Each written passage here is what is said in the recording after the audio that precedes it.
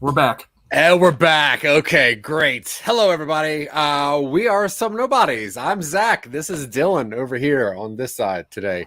And yeah, like I said, we're Some Nobodies. We are a content creating, weird media making group that likes to make each other giggle and whatever, just do some stuff. You might know us from a bunch of weird podcasts. You might know us from a show, Talking UpStream. You might have seen me on some other podcasts like Jeff Dwoskin's show on Wednesdays or whatever. But this is Twitching UpStream. How are you, sir? I'm doing all right, Zach. How are you? I'm doing good. Yes. Good. I feel very lit. Am I too lit here? AF fam. All right, cool. We turned on the world a little bit. Okay, so what this show is this is another show where Dylan and I content create, make up some bunch of weird stuff based on some text messages that I send him throughout the week, and he refuses to respond to them until we have a live show here, and then I get to call him out for random stuff. So before we get into the content creating or the weird story building stuff, I do have a bunch of cool, what I find cool pop culture media things, the news that nobody else will talk to me about. So if you're watching this anywhere, feel free to comment and let me know your views on whatever we're talking about. Obviously, I'm a fan of Marvel, DC, Star Wars, etc., etc. Just any media. I watch it all. But in Marvel news, Loki trailer, a new Loki trailer just came out. Did you happen to catch that? I watched it. Yeah. Yeah. What'd you think? Yeah. I'm all for like weird, crazy time travel hopping stuff like that. If you throw in Tom Hiddleston, yeah, all the better. Hello, Jason.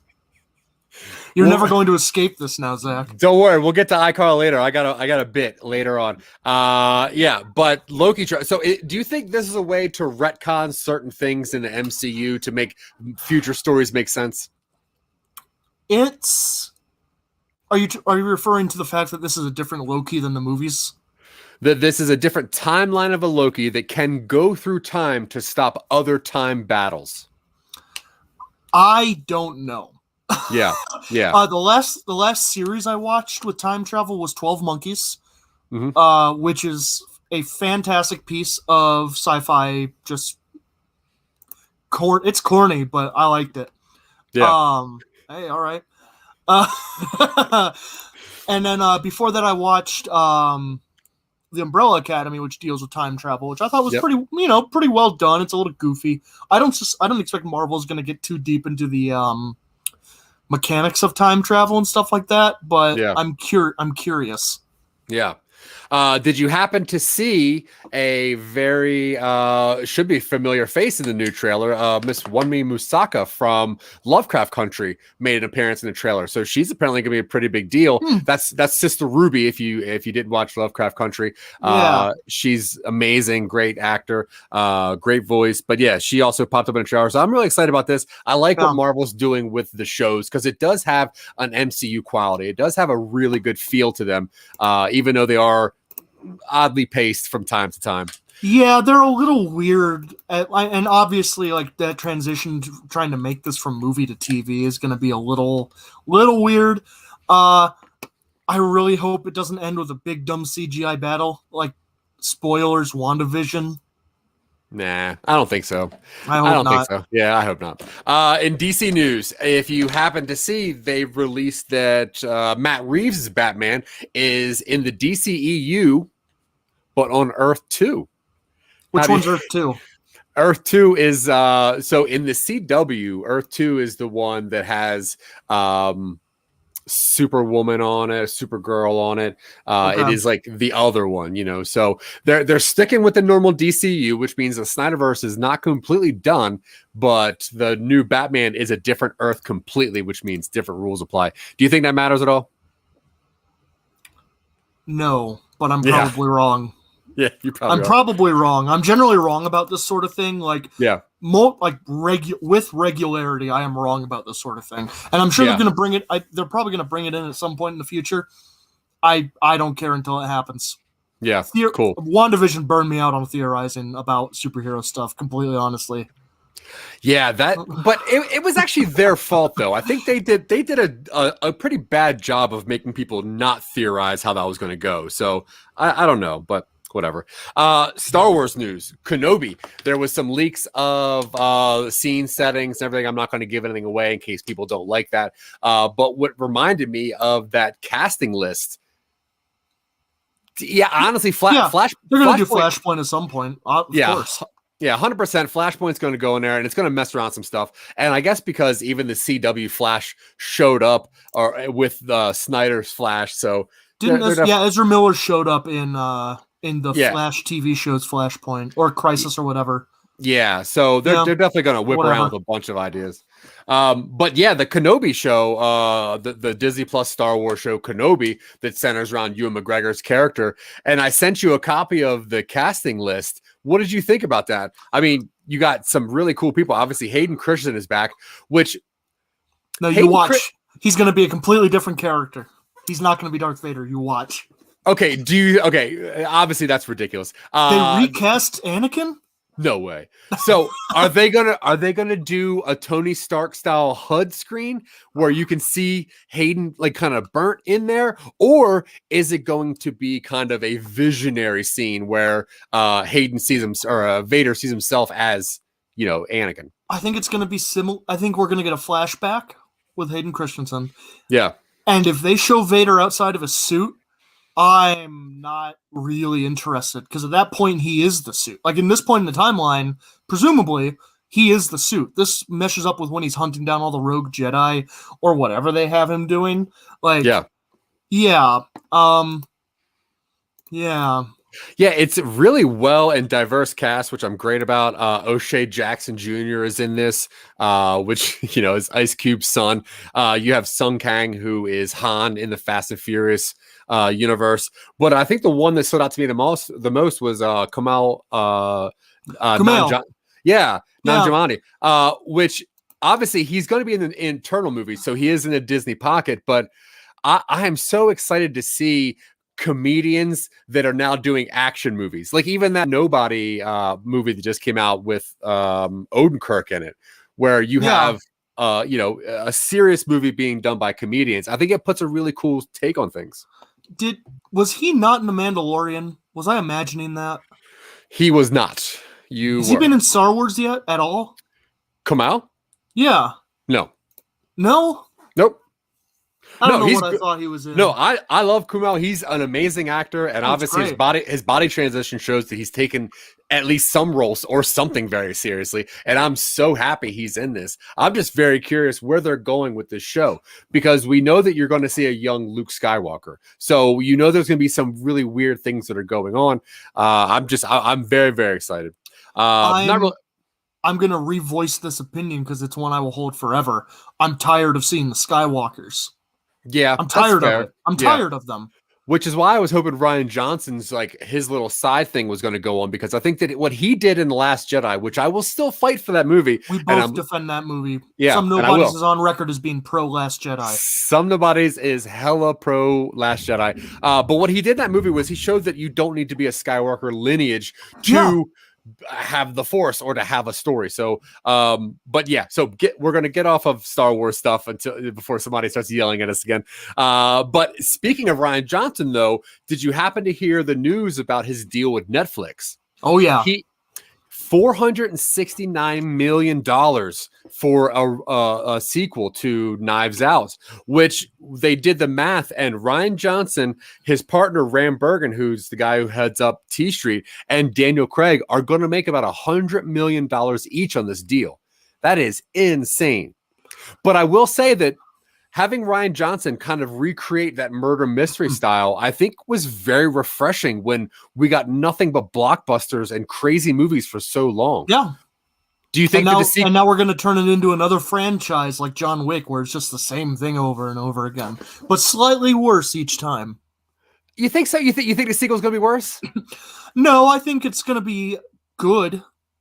It's just, I don't know how long you can go on that. Like, if they do a series of murder mysteries with that character, cool. But part of that was, I don't know. I like Ryan Johnson a lot as a filmmaker. I think Looper is his weakest movie, and I think that's not very weak. Yeah, I agree. But I'm hesitant to say, I'm just hesitant to say that more sequels are going to be good. Yeah, but I do like that if you're going to do a sequel, don't give me something that I know it's how it's going to be. You know, like a murder mystery almost cannot follow the same formula that an Iron Man can follow. And when you watch Marvel movies, they all start feeling the same. Like you know that the Russos directed Endgame and Infinity War, but for the most part, they all feel the same. You know, so like there's not a whole lot of difference in them. Even though Ryan Johnson will do a sequel, I feel that it's going to feel different. And that's by design. Yeah. Like Marvel at least is by design. Best thing DC can do is let them all be loosely connected and very stylistically distinct. That's the best thing DC can do right now. And I think it's a smart thing to do, because if you think about it, when it comes to comic book movies, if you walk into a comic book store, there is not one Batman. There is not one Iron Man. There's like 3 to 10 of every single comic. So why have just such a linear version of what a character can be? It's boring. Anyway. Okay, so what we normally do now is normally Dylan reads a text message of a random idea that I have shot to him throughout the week, and then we kind of evolve that thing. But what we decided to do was to change up how this show works a little bit to kind of fit our core idea of what we were trying to do. What we were trying to do with Talking Upstream was to have creatives on to create something brand new and then work it all the way down to a finished product. What we ended up doing, because we met so many cool creatives and met so many great podcasters, is that we kind of just kept creating things and creating things and creating things. We got to a point where we stopped working them down to a finished product, which is why we thought up Twitching Upstream. And it was going to be our chance to work on another project and to work it all down to something completed. We also got off the rails there because we also still love creating content with people that, you know, are our friends that also have great ideas. So what we decided to do was to kind of change this up a little bit to get back to what we're trying to do and to start working in a more multi-episode fashion where we're going to work on the same story for a couple episodes, get it down to a script, and then have a script reading of sorts. So we want to take an idea that we came up with in Talking Upstream with a very cool creative. And if you haven't watched our last episode with Sasha Hardy, it was absolutely amazing. Tasha, that's what I said. Tasha Hardy. Go ahead. I'm pretty sure that's exactly what that is what you said. I was just repeating you. No, yeah, you're right. Whatever. But yeah, with Tasha Hardy, she was awesome. Had a great time with her. But yeah, so we want to take those ideas, work them down, and kind of show people the way that we would work something down into a script. And then having some of our podcast friends and some of our, you know, our Some Nobodies staff come on and have like a big script reading, and we kind of work through a story like that. Because Dylan is a phenomenal writer, and the problem with just creating is you don't really get to see how great of a writer he is. So I think this will also highlight that. Okay. No, you're right. You're right. I'm great. Let's go. He is a very, very good writer. I am a very writer. Yes. Hey, hey. The first script you wrote is being made into a movie. So that's true. That's all I'm going to say.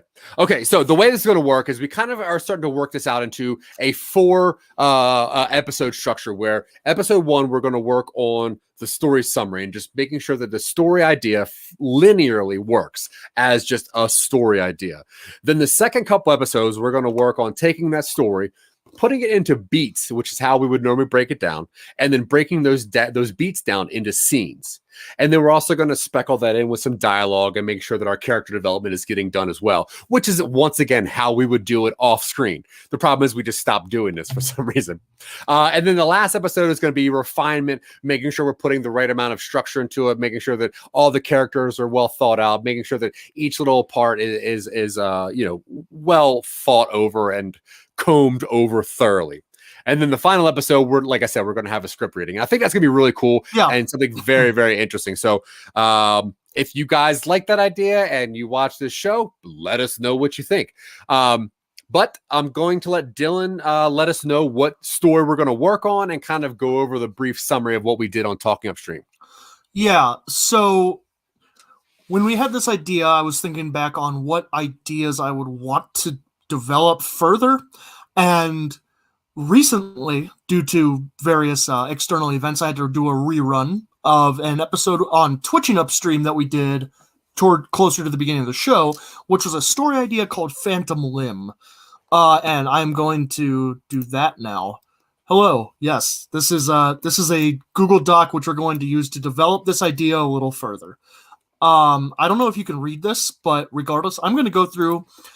Phantom Limb, in short, was the story of a doctor who, through a series of unfortunate events, was kidnapped by a criminal gang and kept hostage. Now, what happens is that eventually he's pulled into a surgical theater and presented with a man who's lost a hand. And he's told, you need to replace this hand. Oh, right on. Well, thank you, Jason. I appreciate checking in on that. Yeah, oh, good. That's why we have the audience engagement. But he is presented with a box, like a really ornate black wood box, and they open it up, and there's like a twitching demon hand in there, and they say, "You need to reattach this to this man's stump." And he goes. He eventually refuses. He has to do it eventually because they threaten his family. He tries to escape. The gang is like part of this supernatural crime turf war going on in Cincinnati, Ohio. I don't remember why it was Cincinnati. I think we're tired of setting things in New York or Los Angeles. Or West Des Moines. It's fine. And throughout a series of things, he makes an acquaintance with a young enforcer named Chaz, who he does more and more surgeries on. Eventually, he has to help Chaz and save his life. And ultimately, Chaz helps him escape, takes over the gang, and is like, all right, you did good work for us. And then, of course, we launch into the, okay, if you say so, Jason. Eventually, we reveal that there's this big supernatural gang war going on, and the angels show up, and they're like, we'll be watching you. And then it ends. And that's kind of where we left off with the story summary. So what I think Zach and I want to do now, I've got a few different notes down here. I think what we want to do is really flesh this out and really get a really strong, divisible story done based on this. And the idea was to have, as we said, multiple episode things kind of focusing on, of course we're talking about Ohio, Michael. I grew up there. It's not great. It's fine. It's not great. So what we want to do is really develop this into a really strong story that we can kind of just script out later. We wanted to divide this into kind of clean-cut episodes. I don't know if it's going to be so clean, but we're going to do our absolute damnedest to keep this at least in sequence. So for this week and probably the next few weeks, we're going to be talking about Phantom Limb. Mm-hmm. Cool. Yep. And then obviously the idea is to get it into roughly a 40-minute script that we can, just chat about and read out loud with cool voices maybe and costumes, depending. That'd be okay. Cool. So now, because we know this is a 40-minute project, roughly, would you take what we have here and find arcs in there and try to build that down? Or would you take already what we have and just start forming scenes? I think we take what we have already, start forming scenes. So there is a method to writing that has been really popular online called the Snowflake Method, where you have a central thing, and you branch off into ideas, and each of those branches off, and you fill in the gaps. So I think what we do now is kind of fill the gaps in this story. And we do that just kind of like we go through these plot points that we have written down here, and we just see like, is there something we see happening at this point in the story that needs to happen like at the start? Something like that. Yeah. So, yeah. No, that's it. No, I'm cool with that. Sorry, I thought I muted the thing real fast. Oh, no. Okay, so if we have those story beats, so obviously we have to do a little bit of world building. We have to do a little bit of character building also to understand who these people are. So we got to find out who this doctor is at the beginning and somehow introduce this demonology world or this other world. So what would be a good way to open up this story to kind of show what this world is? Now, go ahead. Well, so let's nail in who this main character is. He's a doctor. We know he has a family because they get threatened later, and he needs some sort of he needs a reason to escape beyond just I want to go back to my job or I don't want to be here. It's a stronger pull if he has a family he needs to get back to. Sure. So obviously kidnapping is something that can always be threatened, or the family itself can be threatened. So yeah. Doctor, what's the doctor's name? Doctor main character. Love it. Protagonist. Doctor. Oh, yuck. We can always go back and just Control F replace MC with main character with name. I don't even know what you're saying. Okay, so he also has a family, which means he's married, right? Yeah. And has kids. So yeah, that's not that big of a deal. Does he have a private practice? He has his own firm? He probably does, or works with a partner. I think that if maybe he works with somebody else, that might give him a really good what's up? If he is kidnapped specifically to reattach limbs, then he's a surgeon. Oh, okay. Do surgeons not work together?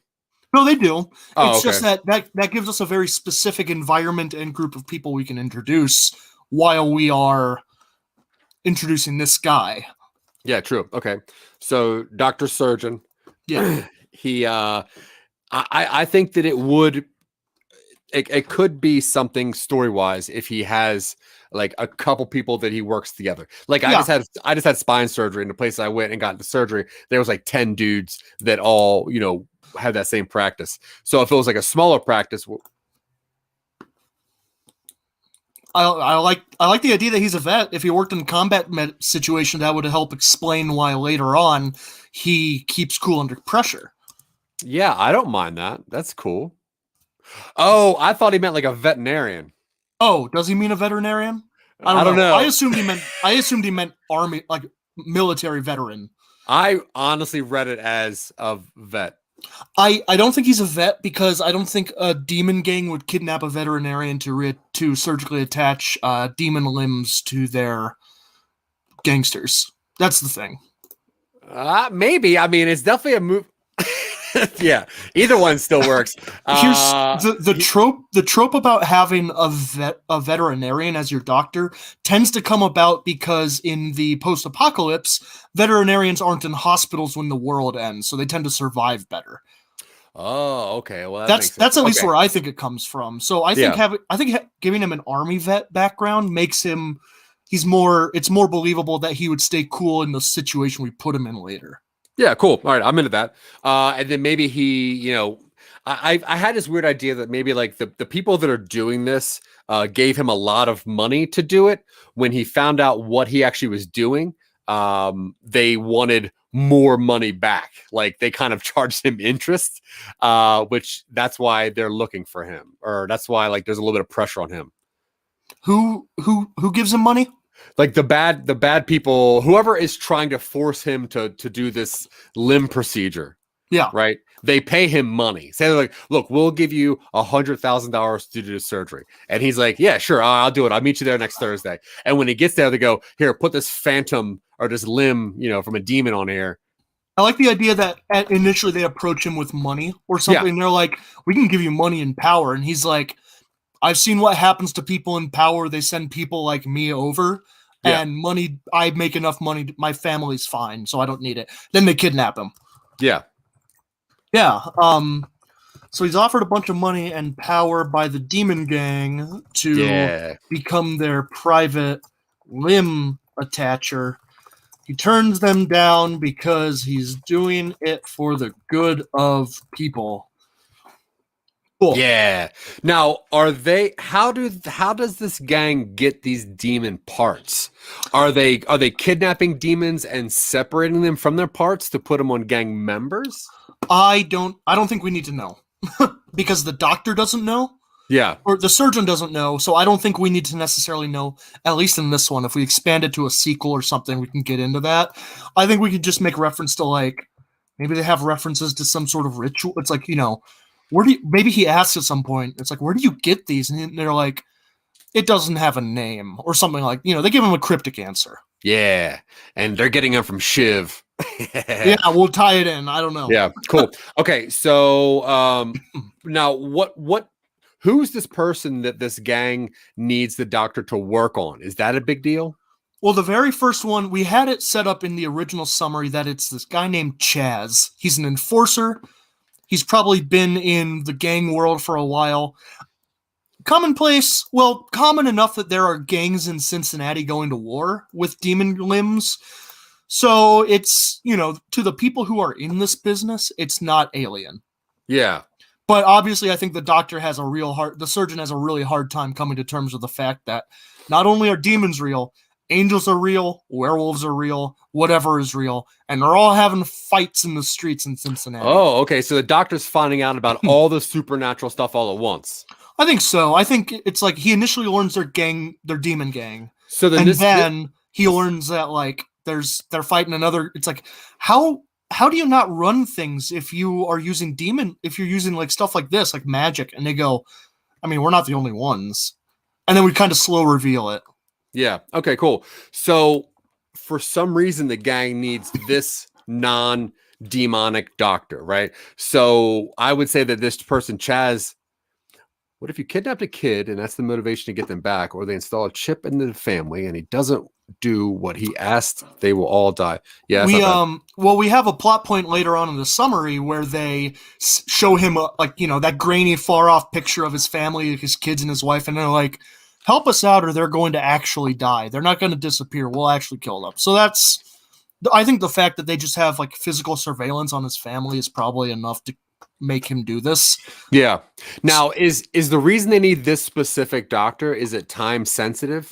Because you would think if you're a gang and you're not telling this doctor a lot, you would probably have your own doctor or your own gang person. So maybe they need this guy. Maybe their last one died in like a raid and he's the premier limb reattachment reimplantation surgeon in Cincinnati, and they're like, he's good, we'll take him. So like this person who needs the surgery, they get taken down next to like a billboard for #1 surgeon, and they're like, let's get that guy. Something like that, yeah. Like they, it's like, how did you find me? It's like, well, I mean, you're one of the top rated limb reimplantation doctors in the country. And you happen to be here. Bad timing, wrong place, wrong time, buddy. Now, the person that he's doing the surgery on, they're obviously a big deal to the gang, right? Chaz? Yeah, I think. Why not? Yeah. Okay. And so he's like an enforcer. Hello, Red. Yeah. Yeah. Oh, Red, I'm so glad you're here. But yeah, I love the body parts coming from Shiv, and it's like a side hustle for somebody else. Now, okay, so Chaz, we got to kind of work him up a little bit. Well, I do kind of like the idea that some of them are like, we were told that the person we need is on our doorstep or something like that. So okay, cool. Yeah, they have some metaphysical reason where they're like, it's meant to be you. And he goes, what does that mean? And they're just like, we don't question it. That's what the snake guts said. Yeah. And the guy's like, look, I'm kind of an expensive surgeon. I have like my schedule's pretty booked, and they just like throw like $100,000 in cash on the table and they go, we don't care about money. Let's do this. They don't throw it on the table. They like show that they have the ability to transfer that money to his family. And he's like, why don't you just give it to me? And they're like, you're legally dead, man. We got, like, you're with us now. Oh, cool. All right. Yeah. That's crazy. I'm into that. Yeah. So okay, now let's do some story sequence stuff. yeah. Just because, so I think we meet the surgeon and his family. He works in a big hospital in limb replantation. That's apparently what the procedure's called. Yeah. We Yeah. see him do a really hard transplant or something. You know, like we see him be competent. We see why he's the main guy. He's a vet. Maybe he has a piece on the newspaper on him in the local press or something. National press. He's offered a bunch of money and power by the demon gang, like by a private, you know, someone approaches him on the street, and he turns them down because he's doing it for the good of people, and also he doesn't do private consultations. Also, it's shady to approach a guy to do private surgery for you. So that kind of turns him off, you know? Yeah. So what do you think? I think we get him kidnapped really early on. Yeah. Yeah. It happens pretty fast. Yeah. So what do you see as like the catalyst for this kind of like kidnapping? I think that the person who Chaz, Red, you are really close to a previous idea we've actually done. Possession is 9/10 of the law. Possession is 9/10 of the law. Which, Jamie, if you're still in the chat, that is just too good. Yeah. Deadbeat is one of the coolest ideas. Thank you, Jamie. We should be doing Deadbeat, but that's okay. We'll get there. Too late. We're doing Phantom Limb. That's the month. That's the month of October. Yeah. Okay. Okay. Yeah, Chaz has to be a big deal, I think. I think there needs to be something that makes them need this doctor right away, which once they say... Is he the gang leader's adopted son? Like he's that kid they got in the street when a raid went wrong and the guy raised him as his own? Oh, like we're doing like mad tropes in this thing. I mean... Yeah, you might as well. We're having this is primarily, I think we're primarily kind of doing this to have fun. Like this story is not, it's not exactly unconventional. What if it's like the crime boss's son's like bodyguard who's also like his partner or something? Yeah, sure.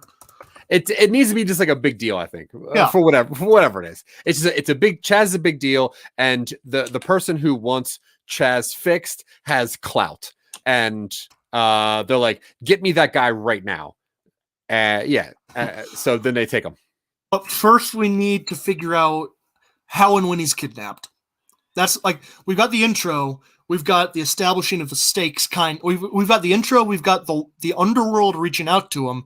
Now we need the underworld to take him. What does that look like? Is he kidnapped in a parking garage? Is he out with his family and he never comes back from like the bathroom at the restaurant? I kind of see it as almost the same scene. Like they do not leave him. Once they approach him and they offer like money or whatever, I think that like they take him then. Like they're not leaving without him. Cool. And where is he when he's taken?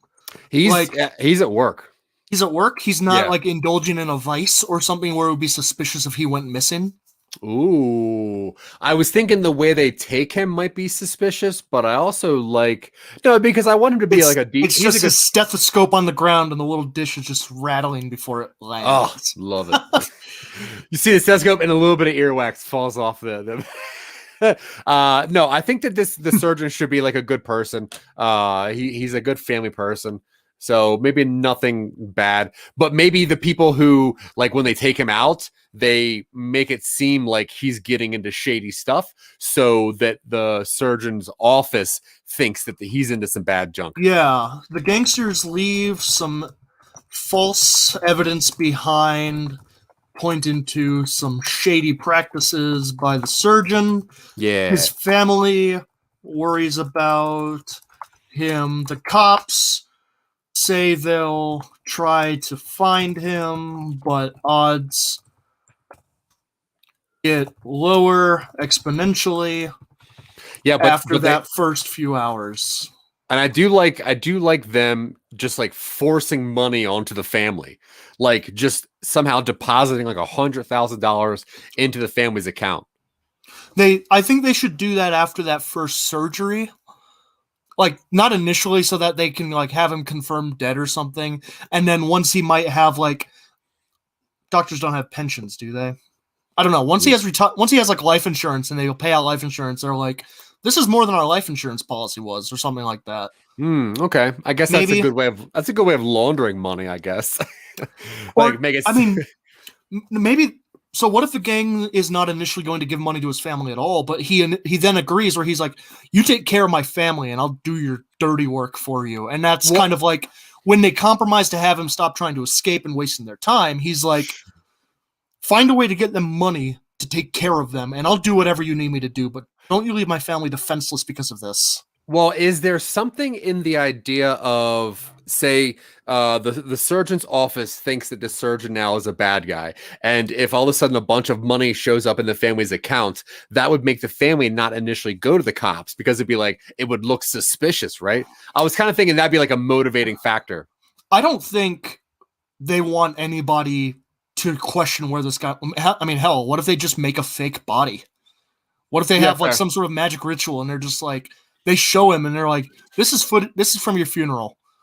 And he's like, what are you talking about? I'm not dead. They'll know it's not me. And it's like, we had a doppelganger summoned. Like they use a bunch of magic terminology and they're like, we summoned a doppelganger. So effectively you are legally dead with a body. They had an open casket. Oh, okay. Wait, so the surgeon lives in a world where legit magic is real, and he does not know about any of it. Yeah. All right, that's cool. Okay, so now they stole the surgeon, and they need him to perform. What would be something that is life-threatening, but would also, like, if you get like your leg cut off or something, right? That would be like it needs to simultaneously be like fatal or like near fatal, while also like, unless they pull him into the surgeon operating room, like they knew that they were going to have guys out on the job, so they secured him while they were out on the job in case any of them got hurt. Chaz got hurt on that initial job. He got his arm chopped off or something, and they're like, go for it.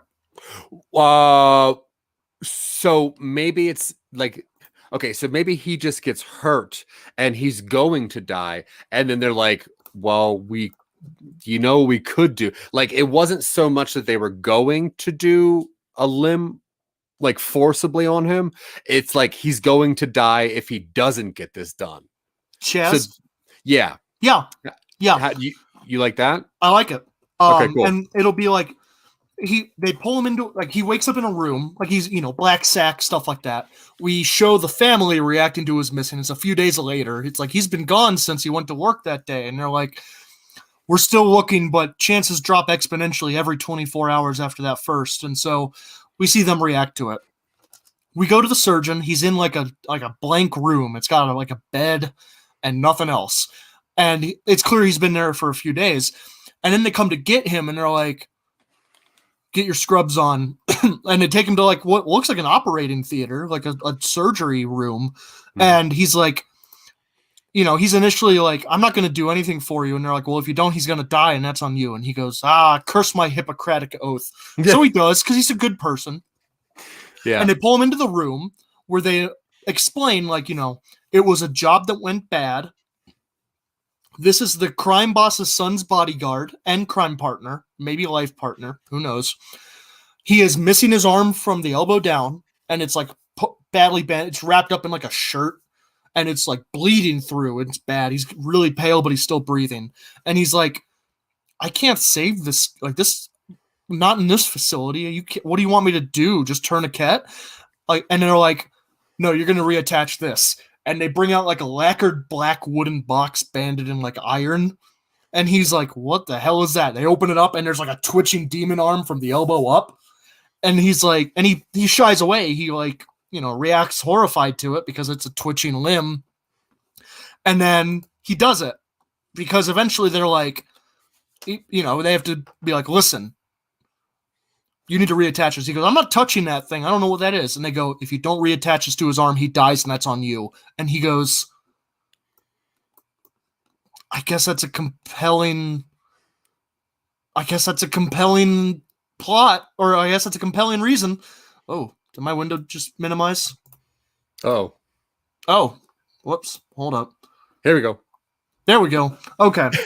Does that kind of that work? Yeah, I think that's I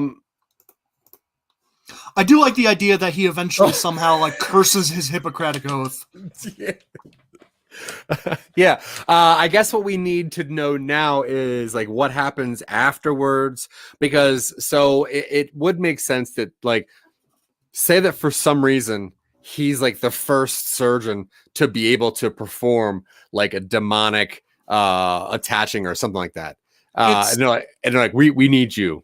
He's the first one to do it on this scale. Like, Yeah, okay. maybe we see some people with like maybe they've got horns grafted to their forehead or something, or like something like that, like minor cosmetic surgery where their eyes are yellow so they can see in the dark, and they're like, you're the first person who successfully saved someone by arcanoplantation or something like that. And he goes, Yeah. what are you talking about? And then we get the little bit of like, dipping your feet in the water. So do you think that this like a demonic limb attachment onto a human has been done before? I think so, but I think maybe this is the first time they've done it without it causing like really bad side effects. So or like yeah. So now they're going to want the doctor to do this more often so that their gang is stronger, right? Yeah. And eventually what it was they get him to do it because it helps them dominate the underworld even more. Yeah, cool. Okay, so and the doctor is going to want to go back to his home, which the people are not going to want that to happen, right? Yeah. So we need to find a way to, I guess, keep him there indeterminately,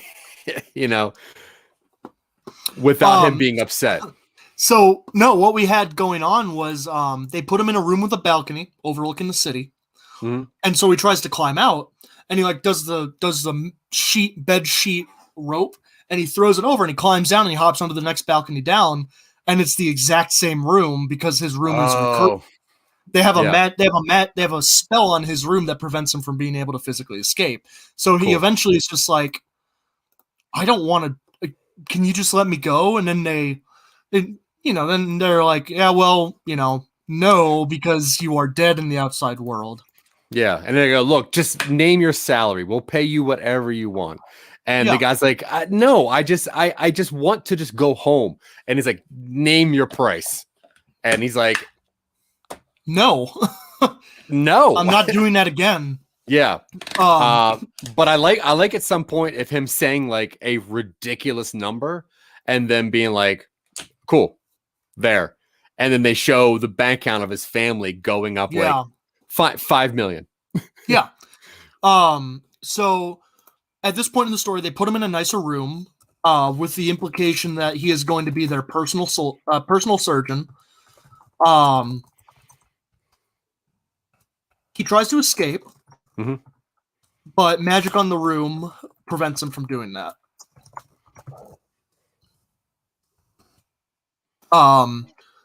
Does he have like?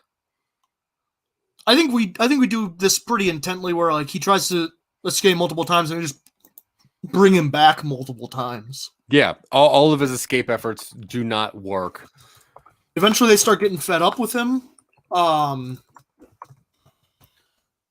And then, does he have dinner with the crime boss? No. Or the son. One of our plot points originally was that he removes a curse from the crime boss. The crime boss gets hexed or something. And they're like, you need to remove this. And he goes, remove what? And they're like, so-and-so used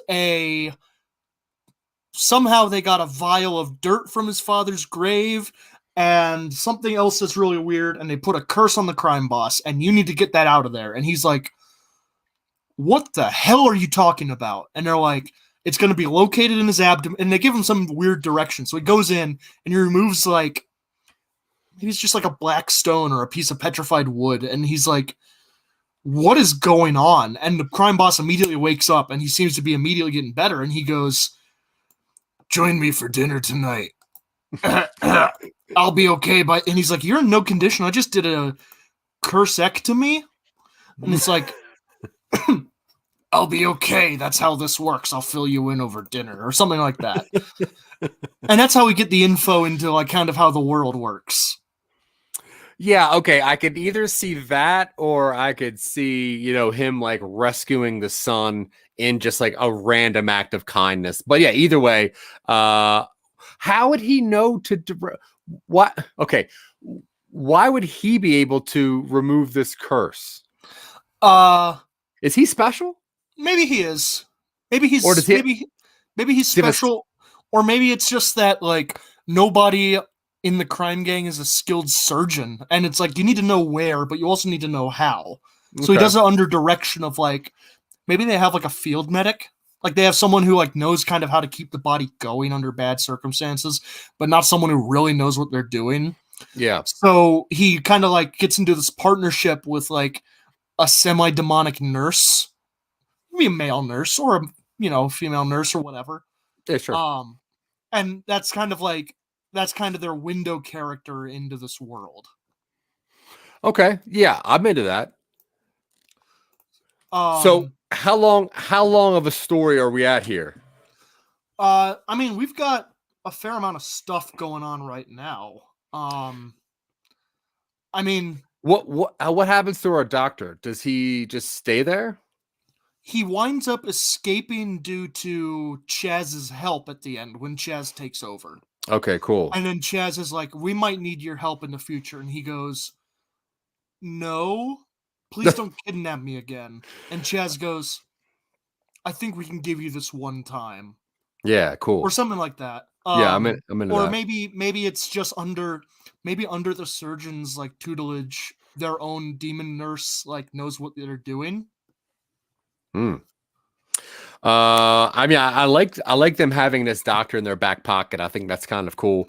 They're like, we'll fix your obituary so you can go back to work, but we might need you to do the occasional odd job for us. And he goes, don't kidnap me again. I'm not into that. Yeah. And then the end of it is like some character he had kind of met revealing it's like, and remember, someone's always watching, and like the light on the porch or something is positioned just right above their head.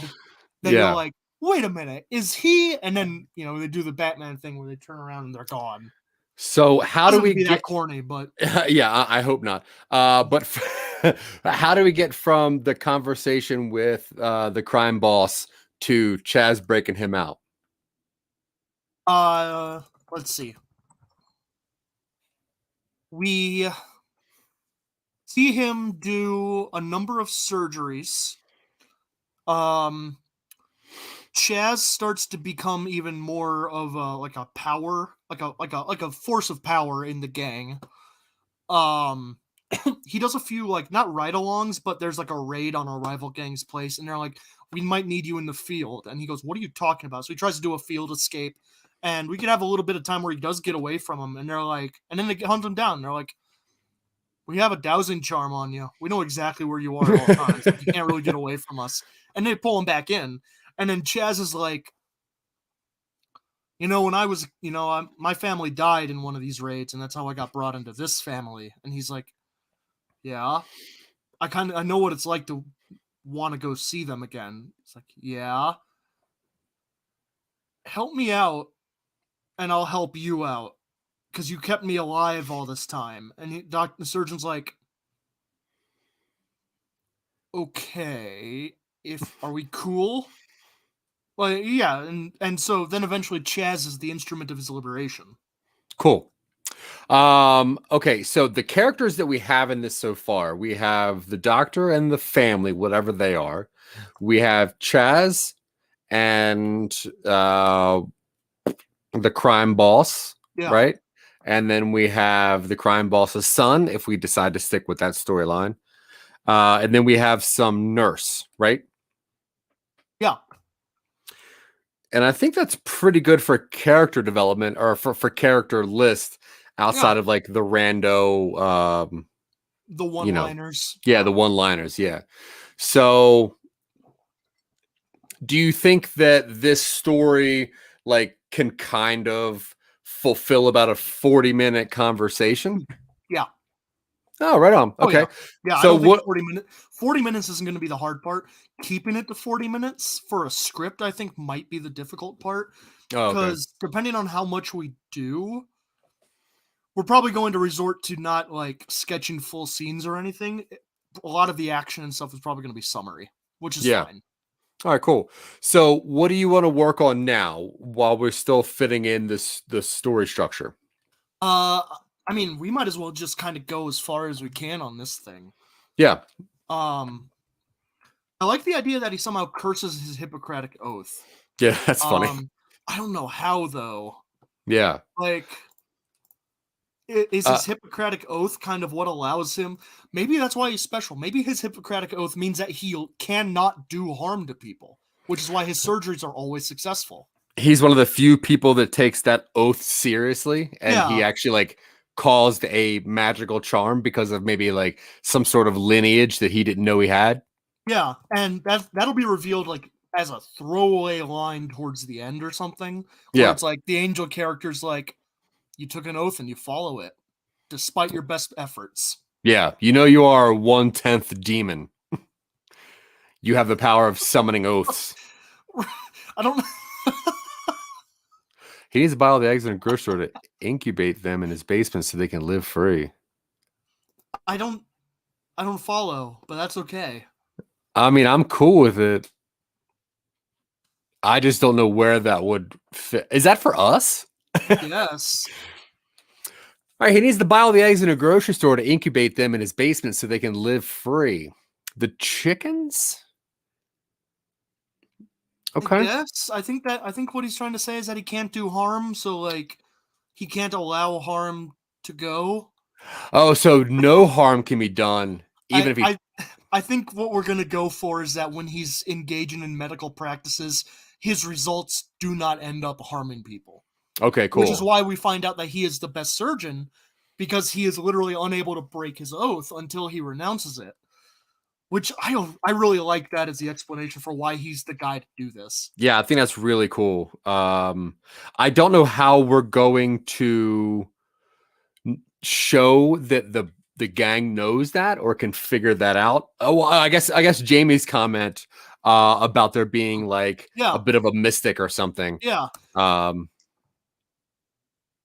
There's a scene where they take him to see the mystic. To determine his future, and frustratingly vague. Yeah. What in general does the mystic say though? Just so when we start kind of plotting this out. Maybe it's something about being like a giant human, like referring to the billboard, but not getting that. Like it's just a face of 40 feet tall, and you're like, what? That doesn't even make any sense. Something like that, like really referring to towering over a city, that kind of stuff, where it's like, oh, this is a billboard. Oh, okay. I thought this was like actually a human. Man of giant stature over the city, promising relief or something like that. Yeah. Always stares south, promises of relief. I think that's cool. Yeah. Vague nonsense prophecy is honestly pretty easy to write in the moment. Yeah, I agree. So we have the surgeon doing a number of surgeries to catch hints of a supernatural underworld. They take him to a mystic. The mystic kind of confirms that he is good at this. They take him on a ride along. And this is where we introduce the other gangs in the city. Yeah. The werewolves. Witch gangs. Which is the demons hint at like someone's, some sort of like the Watchers. Yeah. And I mean, at this point, you might as well save Chaz again. Sure. We haven't saved Chaz, I think 3 times. He saves him once with the hand. He saves him twice with like, maybe he gets shot by a bullet that has holy water on it or something like that. Okay. And Chaz is what, like a vampire or something? No, he just has demon parts on him now, so he's Oh, now the holy water works. Okay, gotcha. He's shot by a holy water bullet. Then let's see.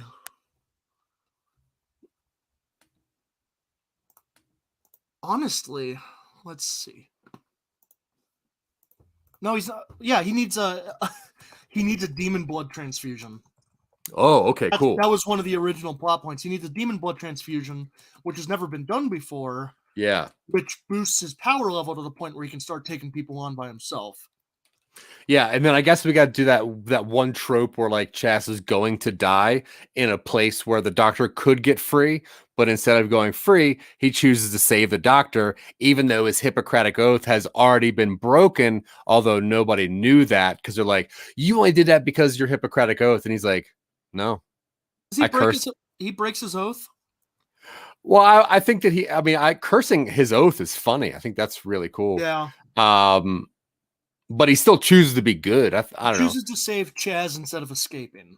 Right, because if he saves him from his own heart, then that's better than saving him because he's magically obligated. Yeah. Then Chaz returns the favor by helping him escape. Yeah. Because the gang nurse knows enough to do the operations by himself. But also now they build up trust with the doctor and he'll probably help them out. Yeah. Because like most likely the gang leader died. Chaz's, the son who's dating Chaz is in charge now. So it's a little more inclusive of a gang, a little bit more nicer. Yeah. Yeah. Let's see. We need a reason for Chaz to try and take over though. Is he just power hungry? I think that either the dad is not nice to the son, or is I think that it's a combination of wanting to be in power, but also wanting the current boss to be out of power because he's a real bad guy and not just like a little bad guy. Give me just a second. I'm rearranging just a little bit here. Okay. Sorry. Repeat the last part of that again. I was thinking it was mostly because Chaz wants power, but also, and probably equally, the crime boss is not. He's like a very bad person. We see him sacrifice people in raids. Yeah, like kids. We see him sacrifice, we see him pick up, recruits, new kids, fresh out of, high school or stuff. We see him sacrifice kids for his own ambition. Or they were testing different surgeries on kids. Yeah. Because of stem cells and whatnot.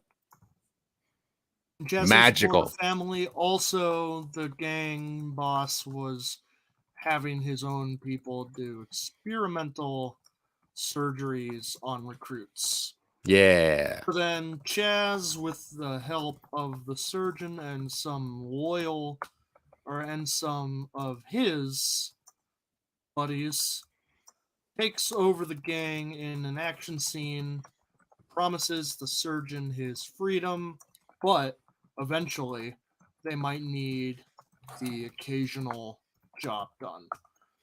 The surgeon goes back to his family. It's declared an incorrect death. I don't know. Somehow, he starts the process of getting his life back in order. No, I think that's great. And we see he's then visited by someone who he thinks is tied to the demon gang, but it's a guy who works for the Angels who says, "Don't worry, someone's always watching," or something like that. Which, weird. That's really close. Shit, that's really close to Deadbeat, and I want to do that in Deadbeat. No, yeah. It's a guy who works for the Angels who. Damn, this is really that ending's really close to Michael and Deadbeat. Yeah, we don't need that last part where the opposite side comes. I think we leave it with him being he broke his oath, so he doesn't have to only do good, but he still chooses to do good And yeah, and he still helps this people out. I think that's cool. Despite his oath being technically broken. Do we see him cause harm and that's how we know his oath is gone? Or does he just say it is? No, he just says it is. We don't know that. Okay.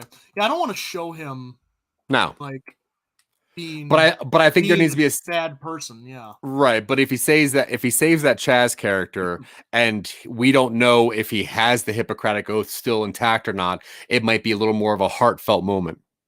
And he's still a good surgeon despite the fact that he's not magically obligated to be one. Yeah. Cool. All right. Hey, everyone, that's been our time. I really hope you like how we're changing this format up a little bit. Please let us know. Send us some comments. Keep sending us messages. We do love reading those. It's very cool. Please like and subscribe. Smash all those buttons. Do all the cool stuff. Obviously, what we're doing is we're just hanging out and working on a project. And you just heard Dylan take that weird idea and turn it down to a story. If you want to check out this or any of our other weird projects, you can always go to somenobodies.com. And if you really want to be our friend and help us make more and more things, including a movie or a board game or a theme park based on a Blade Runner universe, then head over to patreon.com/Some Nobodies. Some other people that we really, really need to thank, and not also need, but definitely want to. Mick Manhattan from Scene Snobs. Great job, dude. You're building something very, very cool. And we really appreciate it. We're trying to help as much as we can. So check out the rest of the shows on Scene Snobs. A bunch of real cool, nerdy goodness. Scott Curtis from Behind the Bits, an award-winning podcaster, an award-winning interviewer, a decent impressionist. Sarah Tkachuk, Tanya Sheck. We have the Listener app at the Greatest Podcast app on Instagram. Also, Jim Ead and the Ead Foundation with Chess Without Borders. They strive to bring chess communities to those who need it. Chess is a gift that lasts a lifetime. You can find all of our weird stuff like Silicon Angels, Talking Upstream, a podcast show, anywhere on our website. We appreciate you. I've been Zach. He has been Dylan. Down there, you've been great. Thank you so much. Tune in next week for when we break this story into actual scenes. We're going to break this down. We're going to keep going on this. So yeah, we're going to break it down for an even deeper Phantom Limb story development. That's what deep we're doing dives. Now. We're diving deeper. Is that it? Are we done? That's it, man. Yeah, wrap it up. Done. All right. Adios.